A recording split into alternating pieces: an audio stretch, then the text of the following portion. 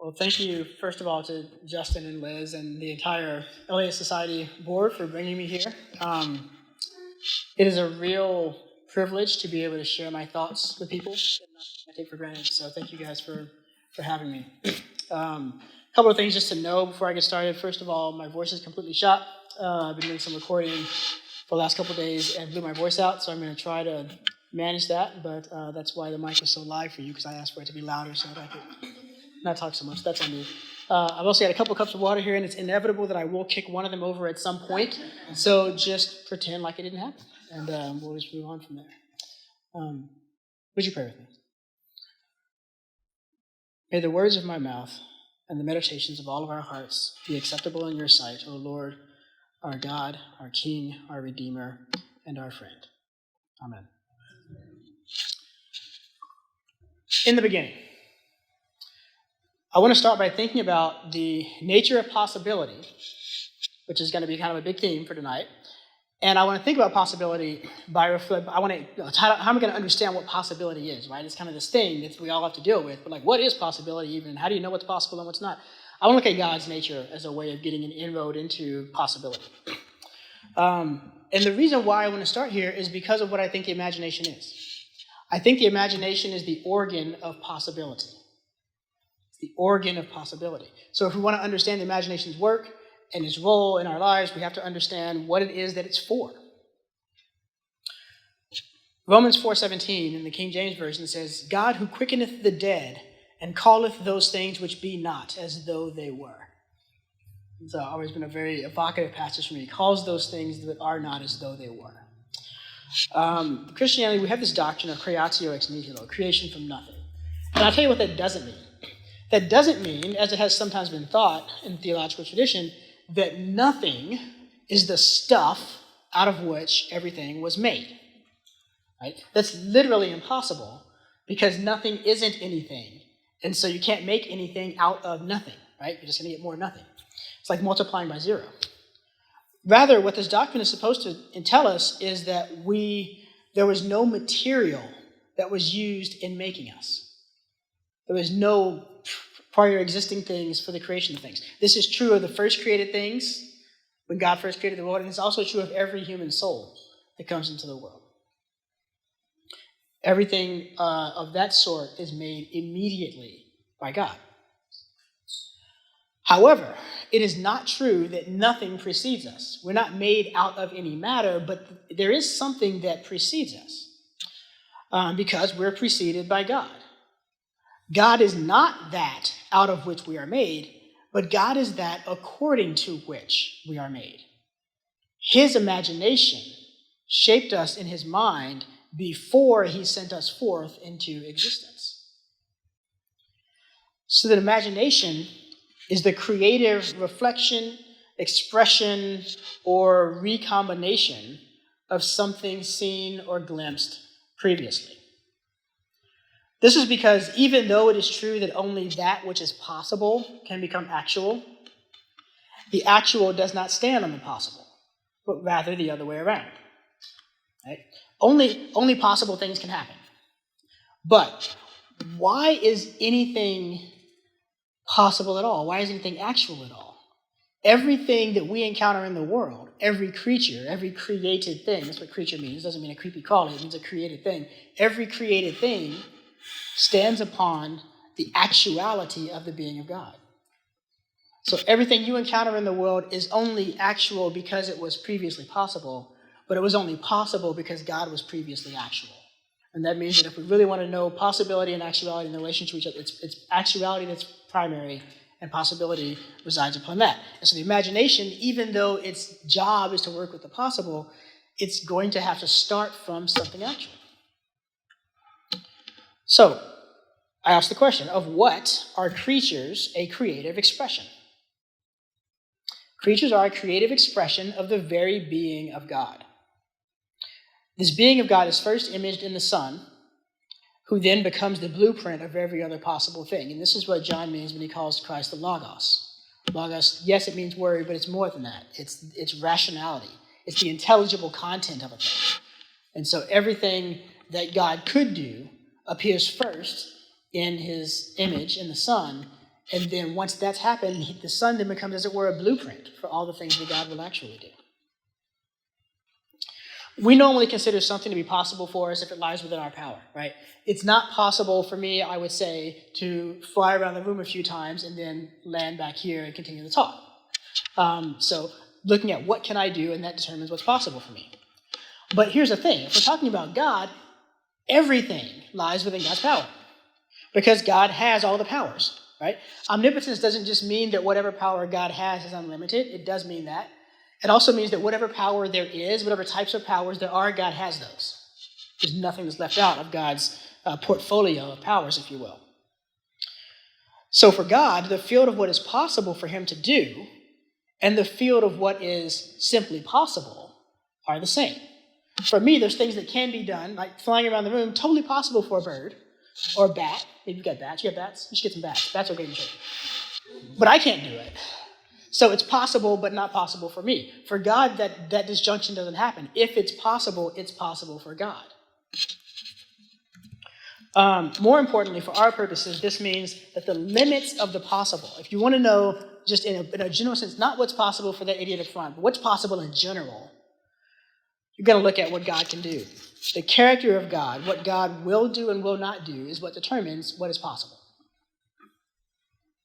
It also means that the nature of possibility is determined by the character of God. God acts in ways that are pleasing to God, and God acts in ways that are characteristic of God. Now, this does not limit what God can do in the sense that there are certain things that could be done or certain creatures that could be created, but God's not going to do that. He's not going to create those things or do those things because that's just not like him. And that's not true. Rather, it means that in everything that can happen or be done, if it should be done, it will be done in a way that reveals the actual character and nature of God. This forms a sort of signature whose form cannot be predicted ahead of time because we can imagine big enough. We'll come back around to that in a bit. But whose contours are unmistakable to any who care to recognize them. So, in our experience of God, God does nothing so often as create. And creator is the first name of God in our world. Now, it won't do to generalize this and say that it must be eternally true of God. I knew a guy who was a physicist, astrophysicist, and he was a Christian, and he said, I believe that there are infinitely many multiverses. And I said, why do you believe that? And he says, because God's a creator and God's infinite. And so God has to create infinitely in order to be God. And I thought, you should stick to astrophysics. You're really good at that. That won't do. We don't have the grounds to make that claim. Right? We don't know first of all, we don't know whether God's creative impulse is something that is absolutely inherent to who God is, period, or if that's just the way that we know him because we live in one of the things he's created. And if it is fundamental to who God is, we don't know if it's like this drive, this urge. He's like, I just got to create something today. And so he's always got to do it. And every day that he wakes up, he's got to create something new, right? We don't have the grounds to say that. But internal to our world, God is the creator, the one who delights in possibilities and who actualizes them with a prodigal extravagance, right? Think about, frogs. You know how many species of frog there are in the world? There's over 5,000 species of frog that we know about. Did you know that? It's nuts. More than that, we're discovering new species of frog at the rate of about 150 new frogs every year. So if anyone's looking for a career change, the field of frog species discovery is hopping. Now, I can't imagine what it is about God that requires so many different species of frog, right? But I can confess that I learned something about God from frogs, and whatever it is that I learn about God from frogs, I can only get a very imperfect image of it if there are so many different species of frogs as there are. And more than that, because each individual frog is different from every other frog, as any kid who's ever had a frog pet and lost it, and their parents tried to replace it and pass it off as the original frog would be a failure. That's what happened to me. It sounds like I'm speaking from personal pain, but I'm not. It's just a thought experiment. But all the frogs are different. So how many frogs have there been? I don't know, trillions, right, of frogs since the creation of the world down to today. And every one of those frogs is required to say the one tiny little thing about God that frogs say about God. And then we move on to, no, don't get me started on beetles. I mean, there's like 30,000 species of beetle. Nuts. Scientists do these things where they like to say things that don't have anything to do with science and pretend that it's a scientific deduction. And so one of the things that they did was they decided to get a whole bunch of your tax dollars and use them to figure out what percentage of all the life on Earth they think we have encountered to this point. I would love to see the design of that. How do you design an experiment to test that, right? I mean, that's just nuts. That'll come back later too. But the best guess they had was that we have encountered perhaps 25% of all life on our planet in 2022. Right. 3/4 of the life right here on our ball we've never seen, they think.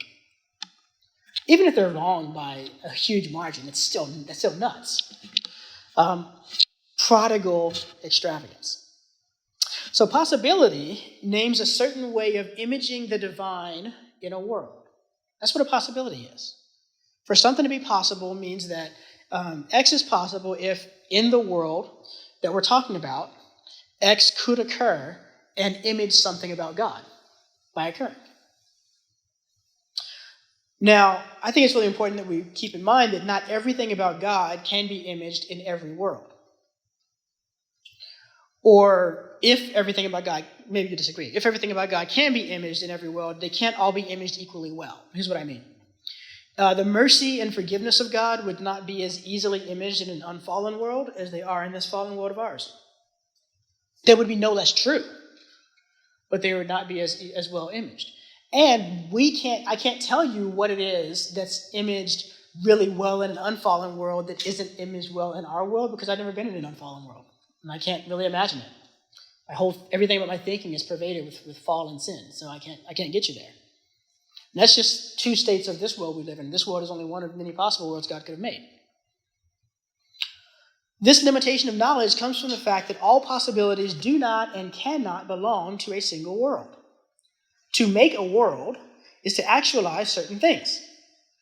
But to actualize one thing is to roll out a panoply, if not an infinity, of other things that could have occupied that space, but that cannot exist now that something else does. You could be hearing from a really amazing world-famous speaker right now, but you got me, and they can't be here at the same time as me. You're stuck with me tonight. Don't worry, I'll be gone, and somebody else will come later. Maybe Hans Boersma. That'd be fun, right?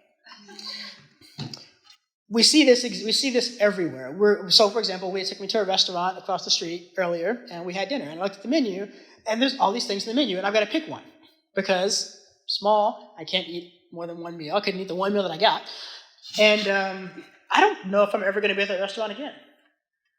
I didn't think about that, right? Because if you think about that, you're never going to eat. You put this pressure on yourself to pick the perfect thing, and the reality is you just got to pick something, right?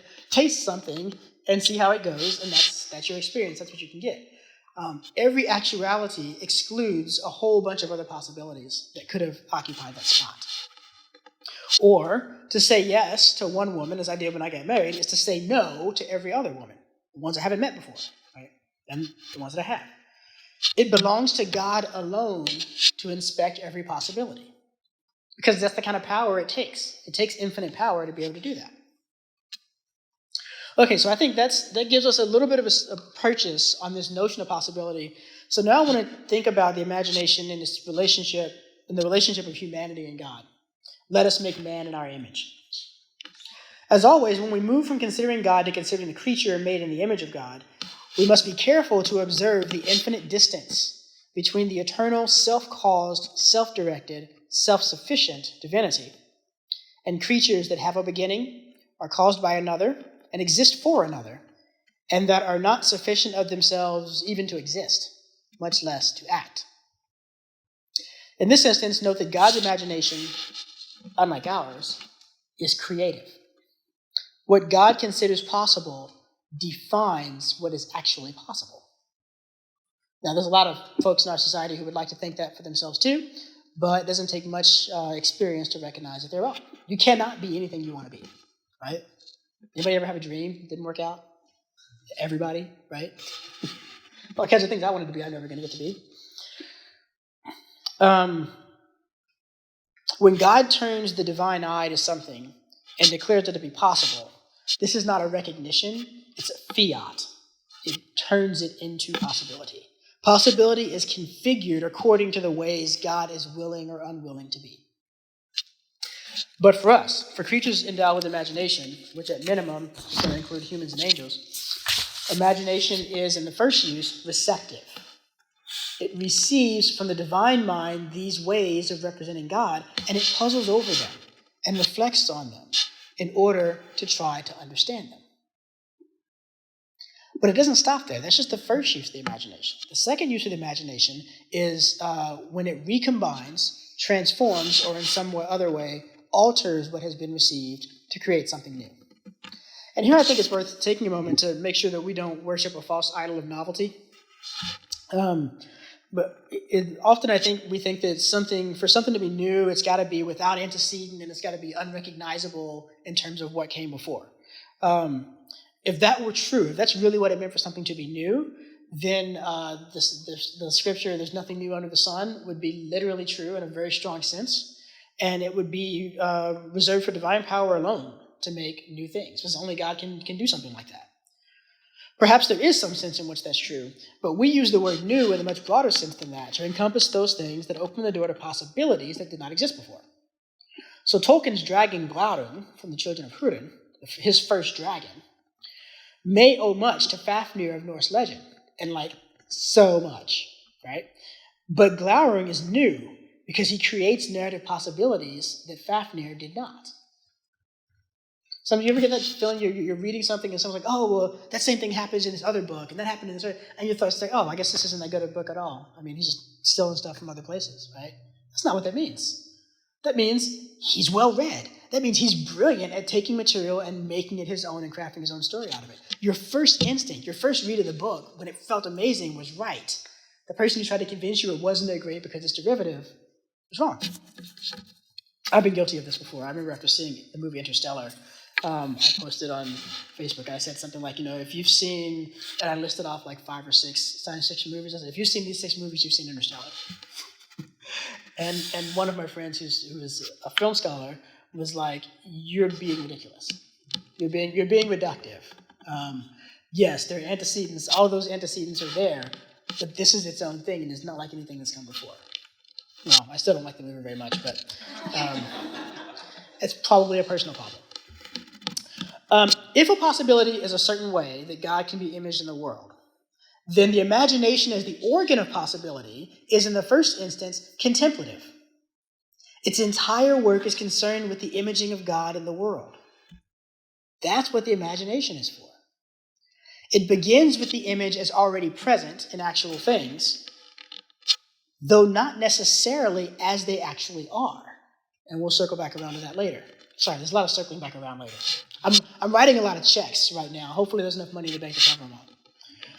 But the imagination goes on to consider what else could be, and this is a process of reasoning about God. For example, the imagination is always asking the question, could God be imaged in this world in these other ways also? Thus, the imagination is, as a faculty, thoroughly theological. I think that's kind of a big deal, because I don't generally hear people talk about the imagination in that sort of a way, and I think they should. Sweet water. The creature endowed with reason and imagination is the highest image of God among created things, and it is not hard to see why, given what has been said so far. Creaturely imagining is a participation in the divine life in several ways. I said several ways. I only came up with 2. I had others in mind when I wrote that, and then I forgot them by the time I got through the first 2. So if I think of any more, I'll let you know. First, insofar as God contemplates God's being, character, and power, God does this. God contemplates his own being, character, and power, and thus first envisages the entire realm of things that are possible. In the same way, human imagination considers the same aspects of God as they have been actually imaged in the world to develop its field of subcreative possibility. Thinking after God is what imagination does. As I said before, imagination starts from the actual. God is able to start with his own actuality, while creatures begin from the actuality of the things around them that reveal the truth of who God is. And this is the key to not screwing up your doctrine of God, because there's things that God can do that we also can do. And if you're not careful, you'll think that God does them in the same way that we do them, which is silly, because God's way cooler than we are. And so the difference is, for us, for God, the determinative dimension of things, everything is determined by its relationship to God.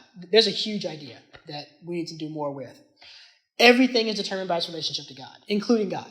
So for God, God's relationship to God is reflexive and Trinitarian. And so it's like a set of horizontal relationships, if you will.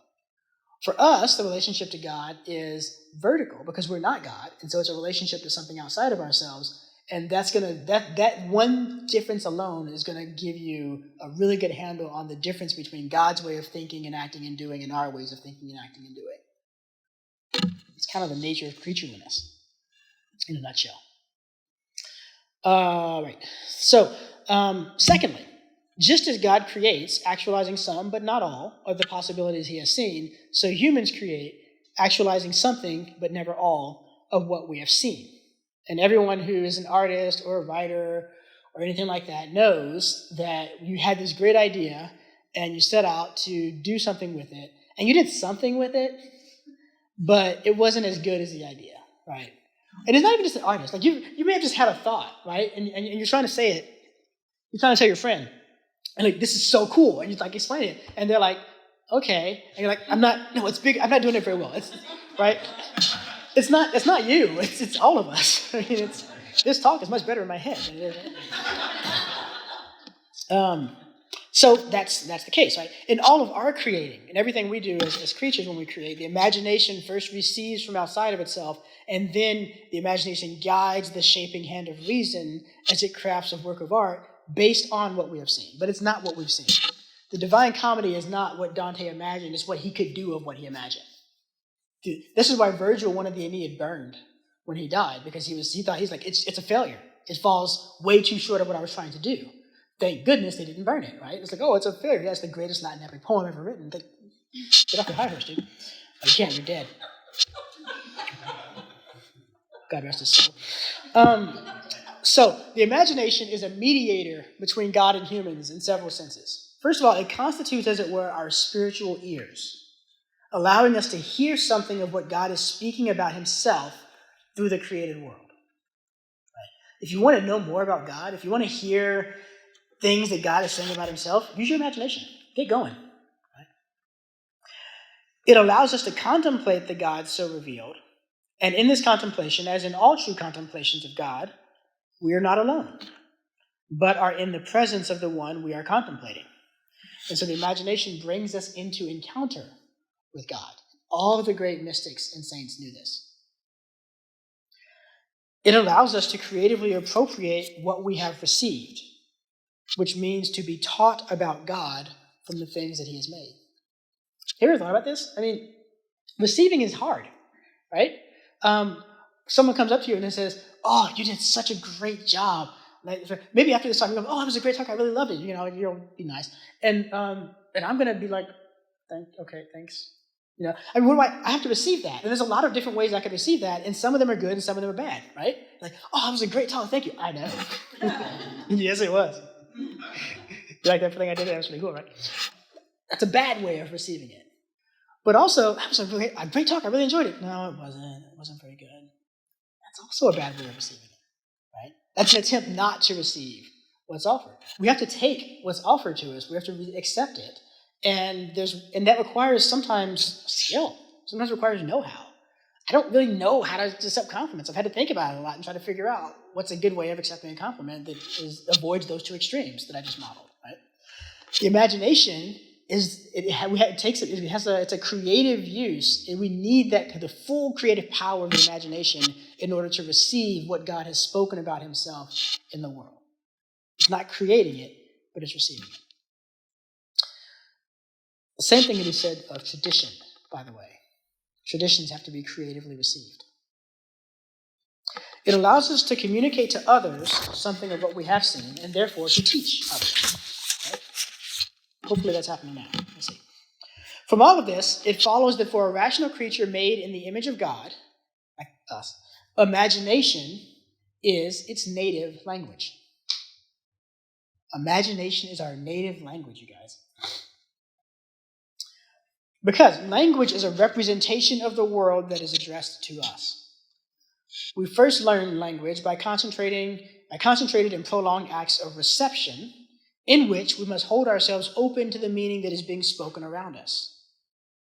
In learning it, we also learn ways of viewing and interpreting the world, ways that, I argue elsewhere, in the book in the back, are never purely arbitrary. Language then allows us to appropriate those insights and to compose our thoughts into a form communicable to others. I know you've all experienced how hard communication with other humans can be.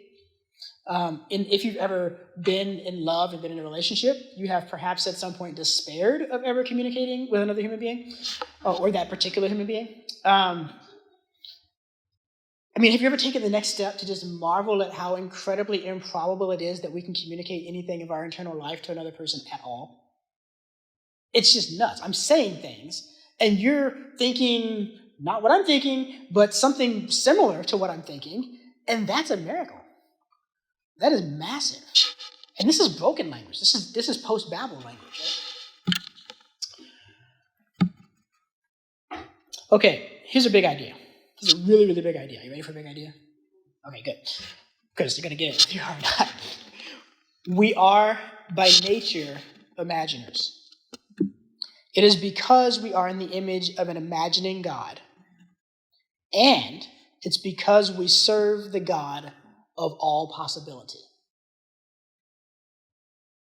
That's the God of whom you're a priest. One thing that's cool about pagan cultures that we don't really have in our silly monotheistic culture is that the gods have different jobs, different portfolios, and so the worshipers of a god have different responsibilities according to the portfolio of their god. Like if you're just a normal person, you worship all the gods to cover your bases and be safe, right? Because what's the good of being safe from famine if you get wiped out by a flood? So you got to worship all the gods. But if you're a priest, you devoted yourself to one particular god. And so if you're the priest of the god of the hunt, it could be expected that you would be a good hunter. That you would know all about that kind of stuff, right? And so there's this notion that the followers of a god need to instantiate in the world the things that God really cares about and is especially concerned with. Well, your God is the God of all possibility. So that's all you have to do is just be on top of every possibility. That's it. No, sorry, that's not right. Right. What you have to do is be imaginers. You're not the kind of thing that can be on top of every possibility. You're finite. You're a creature. You're not meant to contain infinite worlds within yourself. But the imagination is the way that you can engage possibility in an unlimited way. There is no limit that is set ahead of time to what you can imagine. You're going to set all kinds of limits on what you can imagine as soon as you can. Right off the bat, you're going to start walling yourself in. This is what I can imagine. But you don't have to do that. There's nothing forcing you to do that. Guess what? We're going to circle back around to that. Sorry, I don't know. So imagination is not a luxury. It's not extracurricular. It's not an add-on to a rich human life. It is a very necessity. It is more integral still to the life of discipleship, in which the most joyous duty is the contemplation of the Trinity and witness to the truth of the great deeds God has undertaken on our behalf. The Trinity is like, Greeks were like, we know math, right? 1 + 1 + 1 is 3. And then the Christians came along and no, it isn't, it's 1. And the Greeks were like, wait, no, that isn't, guys, no. Okay, but you don't get it, right? Because if you had 1 + 1 is 2, right? You're like, actually, that's still 1. Okay, maybe you guys don't know math. But it took a lot of work to open minds to the possibility of these doctrines, the Incarnation and the Trinity. Okay, so now I want to talk about imagination and our encounter with the world. We were kind of descending. We started with just God, and then it was like God and us, and now we're like us and the world. We're going to end up with like, what have I got in my pockets? So first of all, what's the range of possibility? I've said that the imagination is the organ of possibility, and I stand by it. So just as the eyes, as the organ of vision, are concerned with visible things, So the imagination is concerned with possible things. Easy. This includes everything that is thinkable for the creature. And so the human imagination is concerned with everything humans can think. The domain of the imagination is larger than the domain of reason because the domain of imagination includes the domain of reason. Reason's domain is the actual. But every actual thing is also possible because if it weren't possible, it couldn't be actual. Philosophers, you know philosophers, right? They're like, they take something very common that everybody understands, and then they say something about it that's very confusing and weird, and when you get them to explain it, it turns out to mean the same thing that everybody always knew that it meant, and you're like, why are we giving these guys tenure? So they have one of these things. The philosophers love to say, P, therefore possibly P, which means if a state of affairs P exists, then it's possible that the state of affairs P exists. And you're like, this is where the grant money's going. Like, what's going on, right? But it's actually, occasionally they're really profound. And this is one of those times, right? Because how are you going to find out if something's possible or not? Right? I mean, is it possible that this country descend into civil war in the next 10 years? I see some heads nodding. But how will we know? How can we figure that out? How do we know? Can reindeer fly? How do we find this stuff out? Unfortunately, you can't really do it by observation in the sense of you can't look at every reindeer and see if any of them can fly because you can never be sure that you have found all the reindeer and you can never be sure they aren't faking it. Right? It's like this big reindeer conspiracy. Like, don't let the humans know we can fly because then they'll like hick us up to sleighs and it'll be over, right? The ethics of Santa Claus.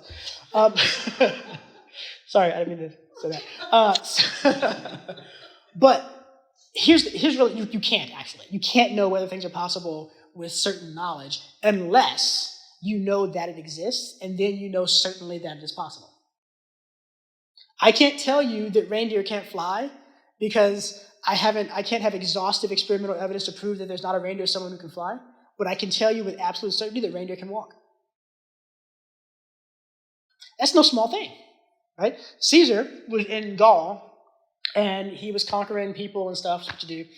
And so some of the people that he conquered, he was talking with them, and they would tell them stories. And he says that they told him this story, and he believed it. And so he wrote it down, but he didn't say they told me this story. He said, these things exist in Gaul. And the story is this. There's this animal called an elk, which is shaped like a horse. And except that its legs don't have joints. And so they kind of walk around like this. And they sleep by leaning against trees because they can't lie down. Because once you lie down, if you don't have any joints, you can't get up again. And so the way that the Gauls would hunt them is they would cut the trees part way down where they knew the elk were going to go to sleep. And the elk would go and lie against the tree, and then they'd fall down. And they're just kind of, or whatever sound elk make. And then they can come and cut their throats, and it's good to go. And Caesar tells this whole story with a straight face. And in so doing, perpetuates a joke that was kind of told on him for all of time. Because, he's writing this down. This is really good. And the guys are like, there's no way he saw that, I don't think, because I don't think that exists. Right? So the fact that we know that the reindeer can walk is kind of a big deal. Okay, so P therefore possibly P. Okay, so that means that all the things that reason can think about, which are the actual things that we see in the world around us, imagination can also think about. But here's the cool thing. Imagination has its own proper ways of thinking that are distinct from reason's ways of thinking. They're analogous to it, I think, but they're distinct. Reason is concerned with the actual as actual. That is, as it really exists in the world. And so the activities of reason tend to express themselves as science, philosophy, and mathematics. Imagination considers the actual as possible. That means that it isn't held to the way things actually are. It can move beyond those. I don't say that it isn't concerned with them, with how things really are. It has to linger over the details of things as they are in order to know what they could be. Our imaginations are ever grounded on what God has already done. Nevertheless, they aren't bound to the way things are. They are free to go beyond them, to play with other variations, to ask, even concerning these real things, what else or what more they could be. The golden apple of fairy tales is not a refusal to take apples as they are in our real world. It's an interpretation of apples as they are in our real world. You're meant to learn something about apples that you wouldn't learn from looking at red or green apples from a golden apple. We'll come back to that. There's another field, the field of things that are only possible and not actual, and this field belongs to the imagination as its own proper realm. Reason can't go there. Or rather, if reason can go there, it has to do a kind of similar inversion to what imagination does.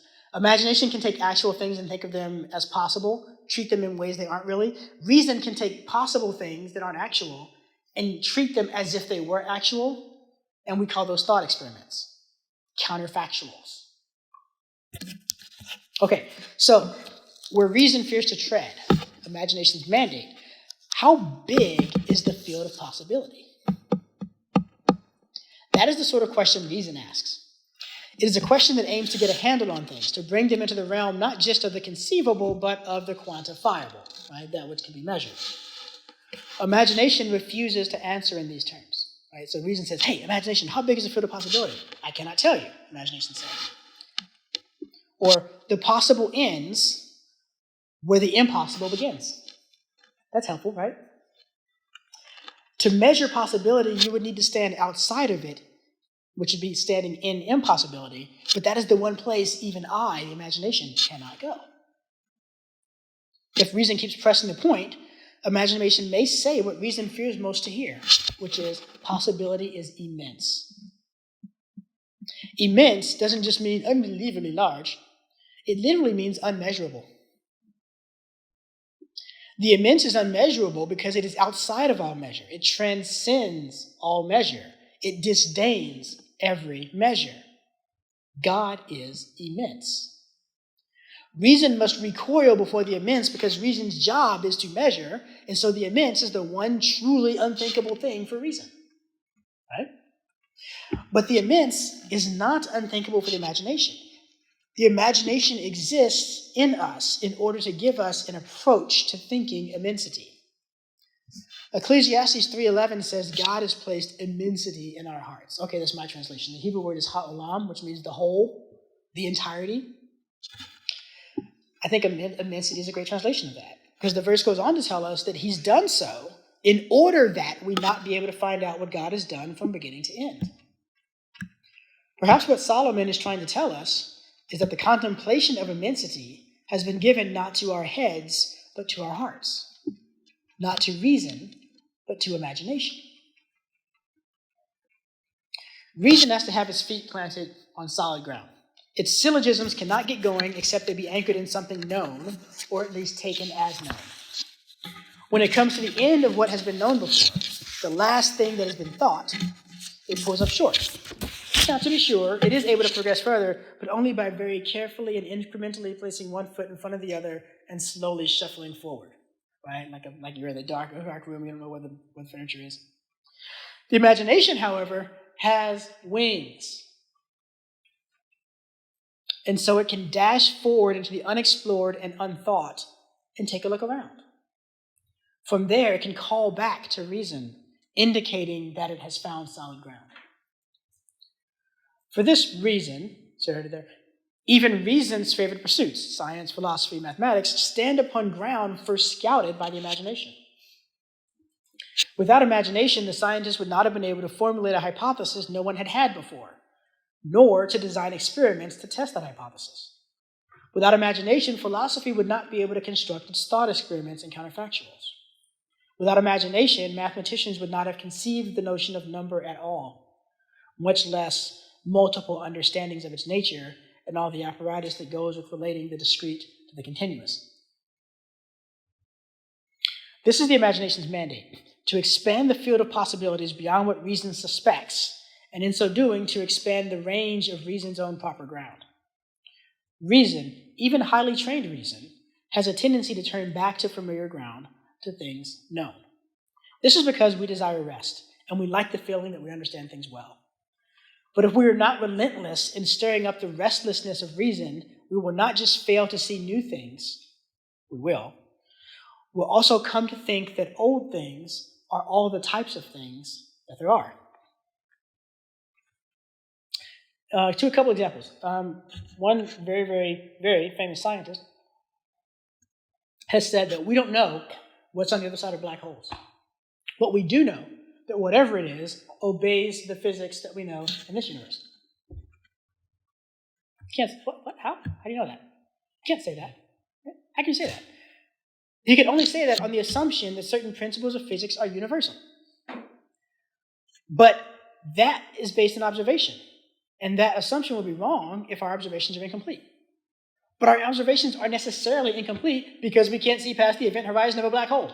We know all these places where we can't see what's going on, right? You know, if you do astronomy from the Earth, Ptolemaic astronomy, Greek, Roman, medieval astronomy, seems really, really, really good. The revolution in astronomy is to do non-Earth-based astronomy. That's why Hubble is such a big deal. That's what's required to really see. But if you just go back and look, like wow, Ptolemy's nailed it. Like, this is exactly what's going on.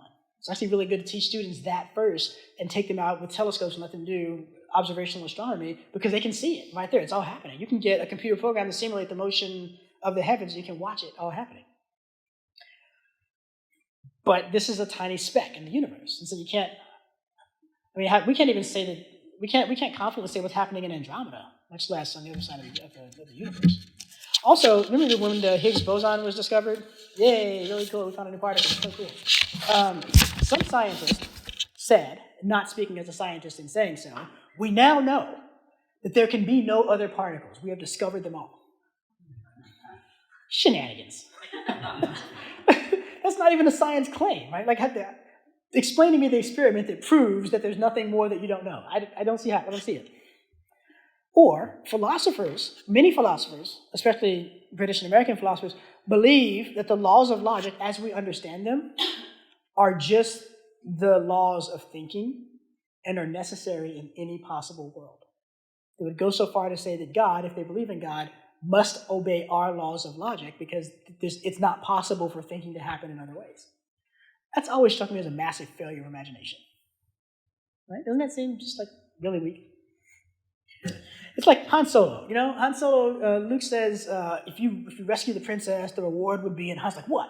And Luke's not really sure what a big enough number is because he's just a little farm boy. And so he says, well, more than you can imagine. And Han says, I don't know, I can imagine a lot. No, you can't. Like, he demonstrably can't. He's still thinking about money, but what he's going to find is like a lifelong love. His imagination was demonstrably too small. We're all Han Solo. We all think we can imagine a lot, and really, our imaginations are quite small. As long as we allow this process to continue, of turning back and resting in the things we already know, we remain trapped in what has already been thought and believed. Our thinking becomes rigid, and our imaginations atrophy. And you know what this looks like. Cynicism that does not give the new a chance, rings of power. Pedantry that cannot delight in the good and beautiful, but must instead harp on what is lacking, also rings of power. A foolish consistency that serves only as a confirmation bias.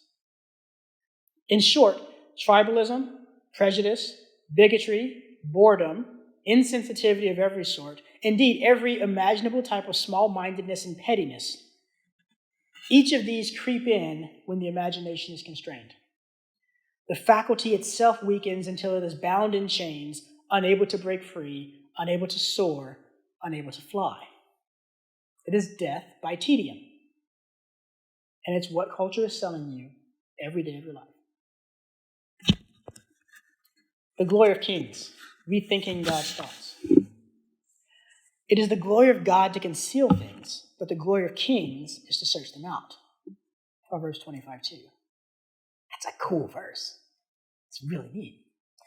Imagination is invention in the etymological sense of that word. We come upon, things in the world. We find them. Even when we create something that has never existed before, such as when the first unicorn was conceived, or the Nemean Hydra, or space whales, It is discovery because it is not ex nihilo. That's not a knock on space whales, by the way. Space whales are cool. New thoughts are only ever new to us. God has had all the thoughts before he ever set one photon in motion. In creating a world of this sort, God knew about unicorns and hydras and space whales and whatever else the human mind can think of. Even more, he hid these in creation, placed them there as implications, developments of what he had made. And so when we create, the products of our imagination are cultivations of the creation, drawing out of it potential that was placed there by the Creator from the beginning. Imagination is the rethinking in creaturely form of a divine thought seeded into the world for just this purpose. That's pretty cool if you like to make things.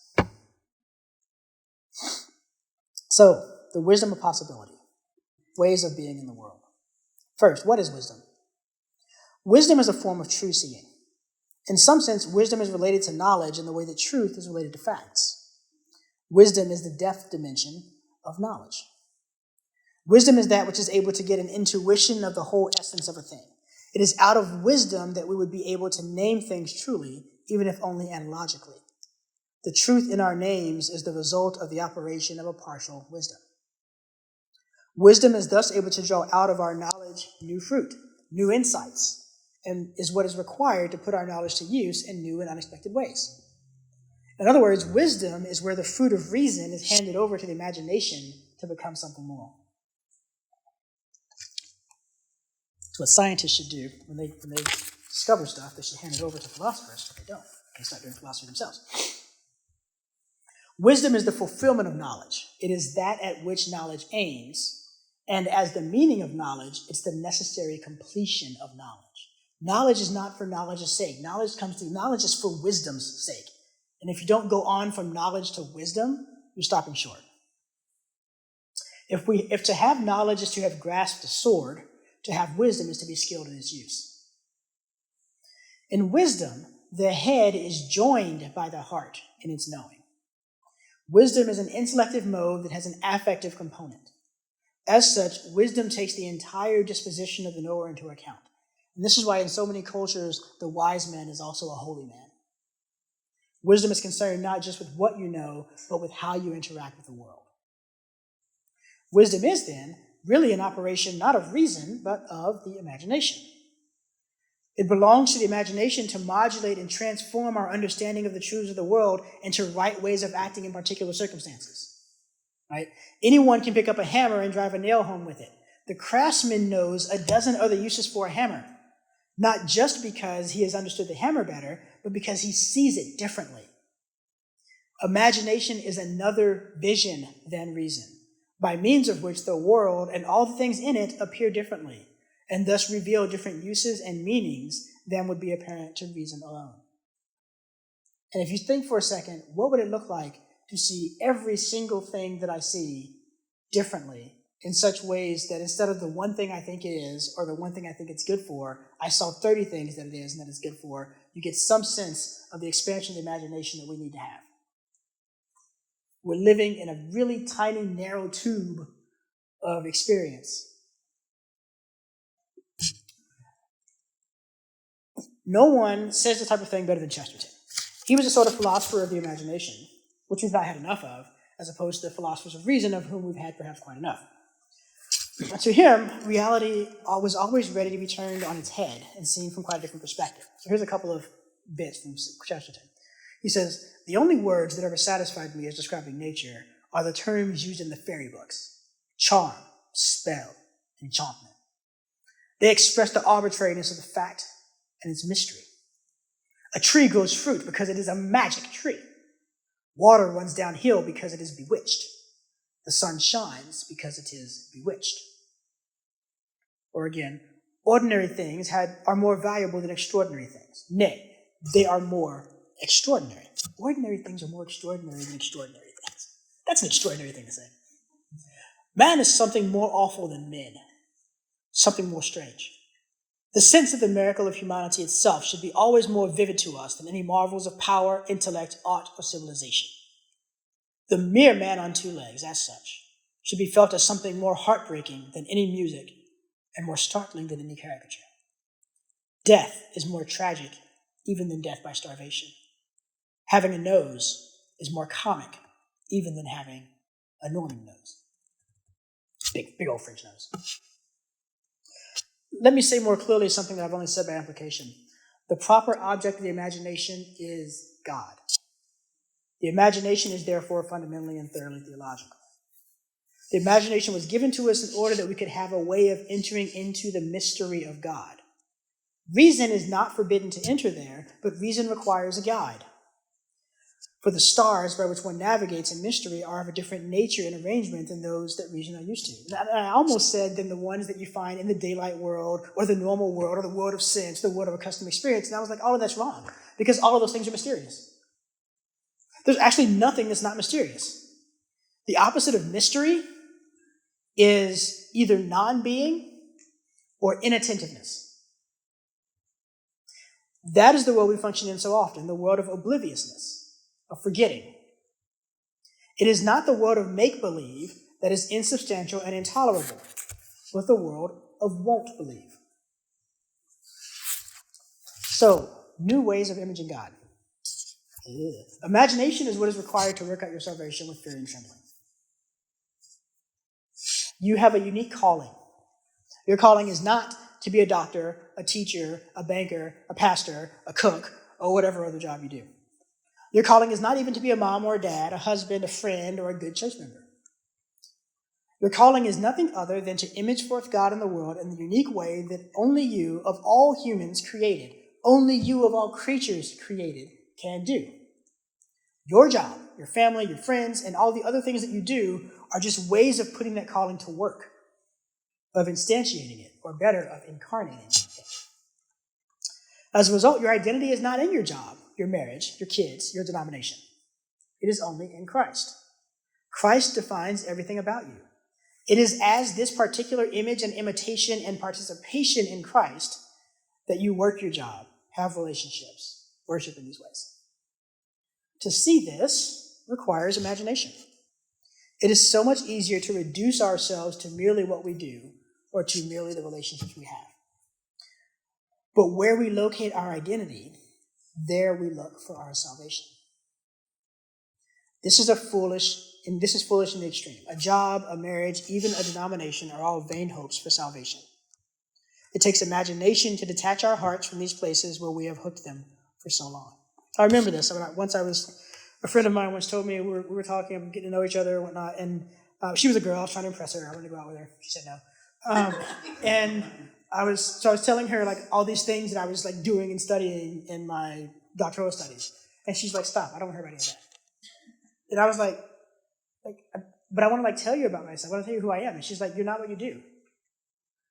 And I was like, then what am I? And it took a lot of imagination over a lot of years to really fully accept what she said and to come to a place where I could see myself as not just what I do. I am not a scholar, a musician, or all the other whatever else Wesley said I was. Those are just things that I do. It makes sense that I do them once I know who I really am, but I have reason to believe, even to know that I can survive the loss of all of those things and still be me. I don't want to. Please don't make me, but I could. But beyond this, it requires imagination to see new possibilities for yourself. Because your calling is not bound up in the job, this marriage, this church, you can survive the loss of your career. You can survive the end of your marriage. You can survive the petty politics and judgment of your church. But survival takes more than courage. It takes vision. To see yourself in circumstances you never thought you would find yourself in. To envision how you could flourish there. How you could build a life there that is so different than any life you have ever known and yet still so characteristically you. This is the work of the redeemed imagination. And so I want to end with new ways of encountering God. The imagination is the first clue to a great mystery. You have come home to find your beloved gone, and all that is left is a cryptic device. You know it is meant to lead you to the one you love most, but it will take work to figure it out, and it will only reveal its secrets over time. The imagination is that cryptic device. How do you encounter God? Is it through corporate worship, private prayer, studying the Word, fellowship with His people, reflecting on the arts? These are all good. Do those things. Add the ones that you're not doing. But you can go deeper.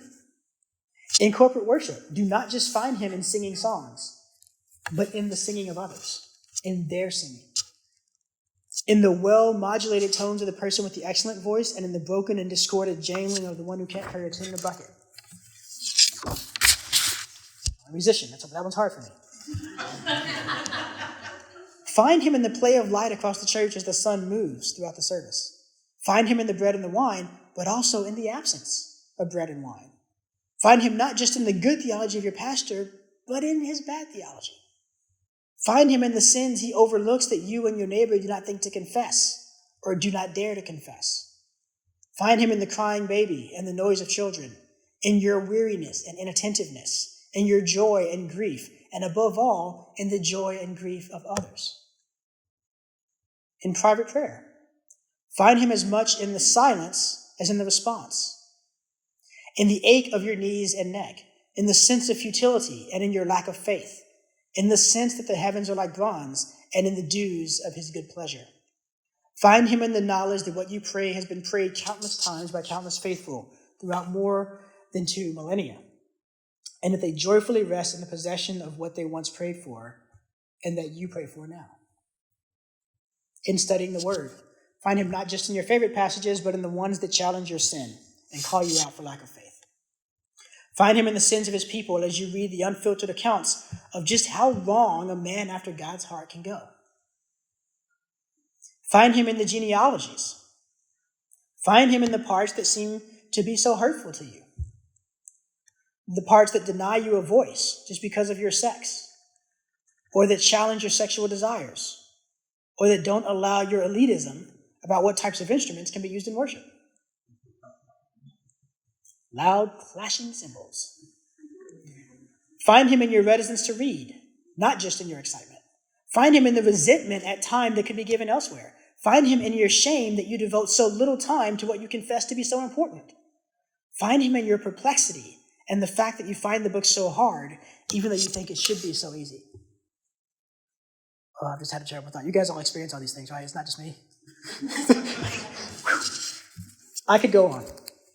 But beyond these, that's going deeper in the stuff you already do. Beyond these, the imagination opens the door to encountering God in ways that go beyond all of those. All possibility is grounded in God and points to him. There is simply nothing in this world that cannot be a place where he can be meaningfully, powerfully, life-alteringly encountered. Let imagination transform the world around you into a cathedral of praise. That water is bewitched. That tree is magic. And above all, you're a wizard. Don't forget who you are, and don't be afraid to imagine things that seem impossible. For after all, we are very small, and our certainties don't amount to much in so vast a sea of possibility.